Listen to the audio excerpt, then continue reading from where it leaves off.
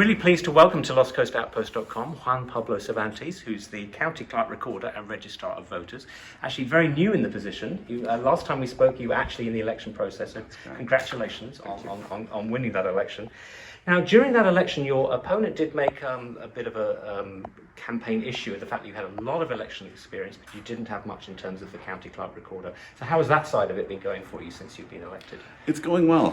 One of the other candidates in the race early on, Ben Hirschberger, was promoted as interim manager, and so he's been overseeing the day-to-day operations. I help when it comes to the vision or the broader, outlook of where the office is going and how it's transitioning. But a lot of my work right now is catching up in those places. I have pretty strong confidence in my knowledge here. It's picking up where I'm weak, which is over there. Yeah. Now, there was an election last week actually in the southern part of the county, but there's a lot of elections coming up. So what's coming up in the future for the county? So there's potential elections. There's a November district election that tends to not go to election because there's not enough candidates for these special district or school board seats, and so that's potentially coming up in November. And then beyond that, it's election season 2024 presidential, and so we'll have a party primary and then a general. Now, the City of Eureka did pass what's called the ranked choice voting ordinance in 2020, but it wasn't able to be implemented since we didn't have the technology. Has that situation changed now? Yeah, we're working with the technology is currently being certified by the Secretary of State. So our vendor, Hart Intercivic, based out of Austin, Texas, is working on a tabulation component of it. Now, tabulation is the math part of elections. So we have hardware and software that does everything but the math part of it. That's at the end. That's the thing that will generate results for us. And so they're currently working with the Secretary of State to certify the system to do so. So will it be implemented for this year's election season? That's the goal. Okay. That's the goal. We'll know shortly. Now, we saw it actually in practice last week at the Board of Supervisors meeting. It didn't go particularly well because I think they were very confused.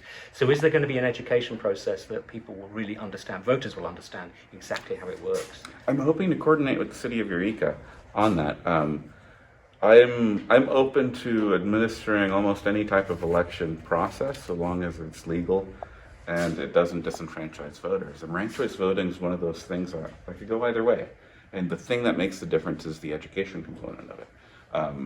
Voters need to not be surprised when they get their ballot. The instruction booklet that we give them with their ballot should not be how they learn how to use ranked choice voting.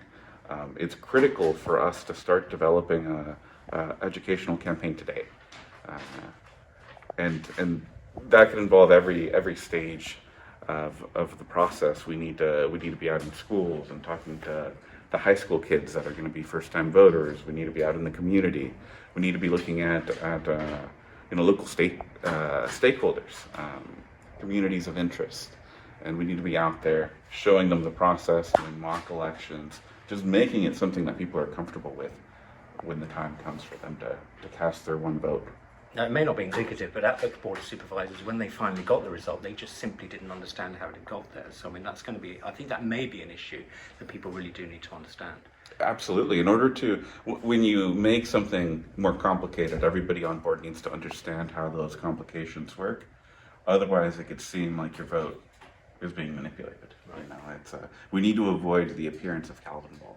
Now, talking of which, and I know this is something that when we last talked, you were very confident it's not an issue, but it seems to keep going on nationally in a discourse that people are worried about voter fraud, and so many national figures claim elections are being stolen because of voter fraud. Now, you're very confident it's not an issue here in Humboldt County, but how can you reassure voters who may be on the side of, oh no, it's all rigged, that that's just not the case? So, I only ever speak with certainty about Humboldt County.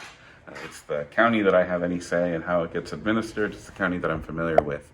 I think a lot of those principles are true statewide, but speaking for Humboldt County, we have the gold standard of the process.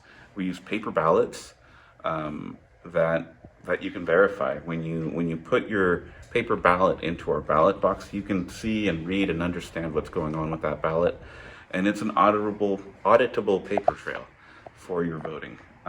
And so we use optical scanners, which check that human readable ballot. We have a 1% manual tally where we have people do a hand count of 1% of all ballots.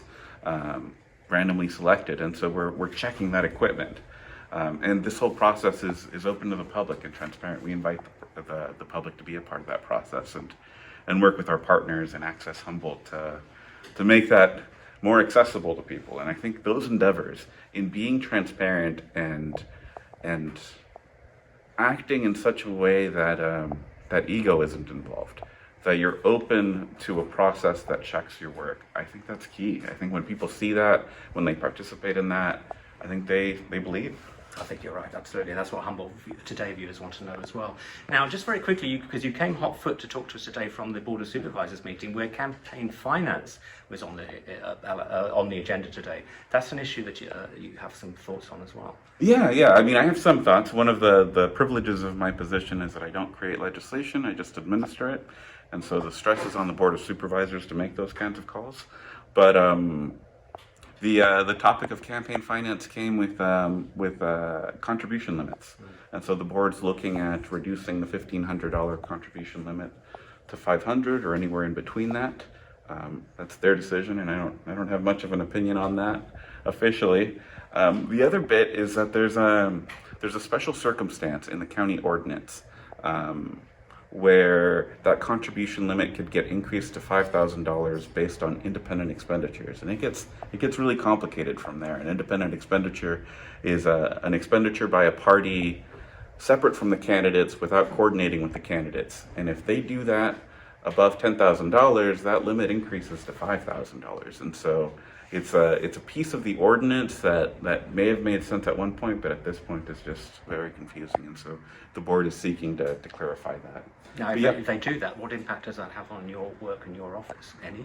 Well, if they remove it, it makes things simpler, because we're who gets called to explain that piece of ordinance, and so it makes it easier for us to have that conversation with somebody running for office for the first time.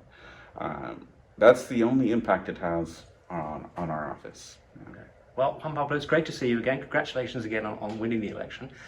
Good luck with the election season this year, and we'll be in touch again very soon, I'm sure. Thank you. Great to see you. Thanks so much for joining us.